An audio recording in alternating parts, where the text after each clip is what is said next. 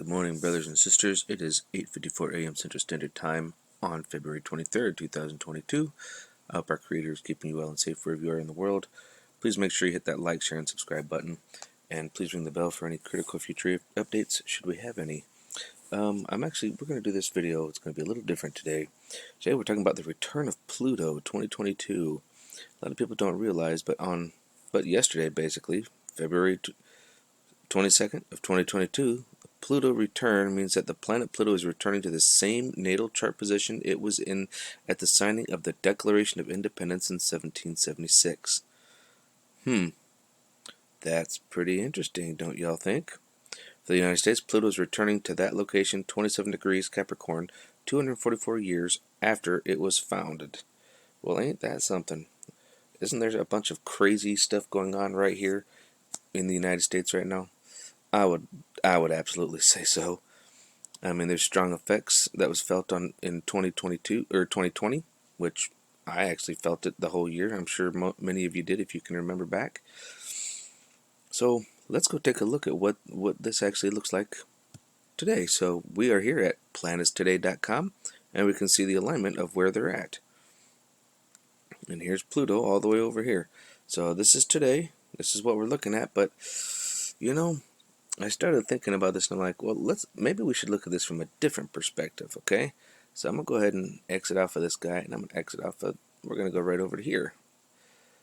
Alright, so I decided to look at this. Oh, this right here, by the way, is solarsystemscope.com, and I started looking at this from the top down, looking at Earth, and I see this, Karina.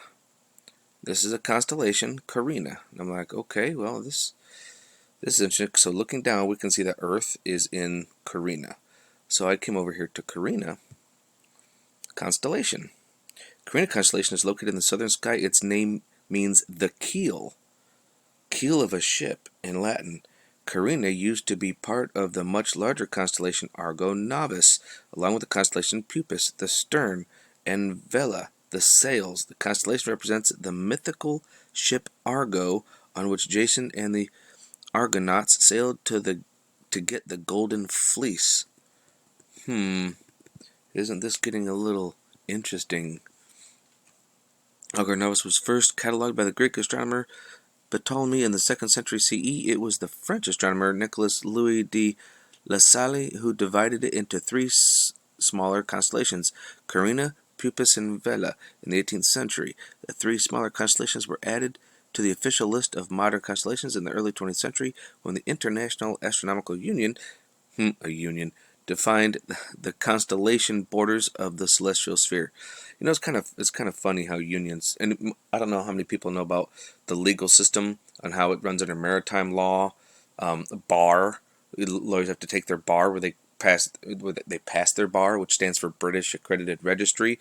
All it is a union. But what does British Accredited Registry have to do with law in the United States? Nothing. It's all infiltrated. Carina contains the second brightest star in the night sky, Canopus, along with several other notable bright stars, among them Eta Carina, surrounded by the famous Carina Nebula.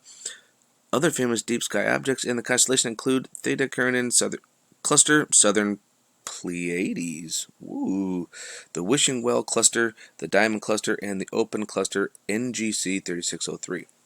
So that's pretty interesting there, don't you think? And that's just a quick little rundown. Now, of course, we can always come down here. We can continue reading that Carina is home to 11 stars. It's pretty interesting. I mean, there's a bunch of different stuff on here. It's kind of funny. The name Puppis actually means like poop deck, which is really, it's pretty shitty. Pun intended.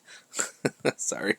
But yeah, there's all kinds of myths and legends. I definitely recommend everybody come here and just kind of take a peek at it and see what that's all about. So, from there, I come back over here, and I decided let's kind of take it this way and look at it from this level. Well, wait a minute. What is this thing here? Hydra. We're right inside of Hydra. Well, what's Hydra? Isn't that from... Oh, what movie was that? Captain America. Hydra. Pluto is in the same place it was when we were first formed as a nation. America, Captain Hydra. What is going on here? So let's go take a look at Hydra. Let's go see what's going on here, huh? So Hydra, the water snake. Ooh, reptilian, dragonoids, draconians. That's weird. Well, there's a lot of synchronicities with this, isn't there? Hydra, the water snake, is the largest constellation in the sky. The largest. It lies in the southern celestial hemisphere, stretching across 1,303 square degrees on the southern sky. 13 and 3 would be a third, wouldn't it? 13 and a third? Because, 3 would be a third of... Yeah, that's the way I'm looking at it anyways. Hydra's head is located south on the constellation Cancer. Uh-oh. Well, this relates to me because I'm a Cancer. And its tail lies between Centaurus and Libra.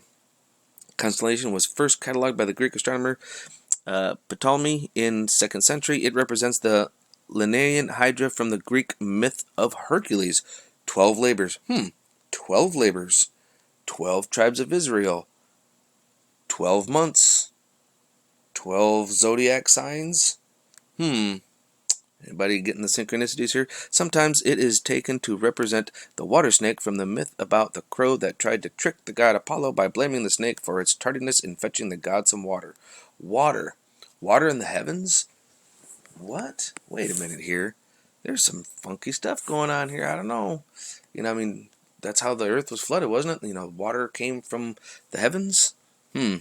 Notable deep sky objects in Hydra include the open cluster Messier 48, the global cluster Messier 68, southern pinwheel galaxy Messier 83, the Hydra cluster of galaxies, the Porpoise galaxy, Tobal globular cluster, and the Ghost of Jupiter nebula. Whoa, Ghost in Spiral Galaxy. Does anybody remember that cartoon Space Ghost? Wasn't he from one of the moons of Jupiter? Or the Jupiter Nebula? Space Ghost. Yes. Who remembers that? Anybody remember that? I remember that show. Unfortunately, I remember a lot of stupid things that seemed to be useless at the time, but now things are starting to come to me and I'm like, oh my gosh. Sometimes I hate it, but other times it blows my mind. Hydra is the largest of the 88. Well, here we got double numbers again. 88 constellations. It occupies, here we are again, 1,303 square degrees in the night sky. The constellation lies in the second quadrant of the southern hemisphere. So I recommend everybody come here and start taking a peek at this and see what's going on with this. Do a little bit of reading. You start looking here, you start looking at the different names. Sextans, serpents, sex, scutum or scrotum.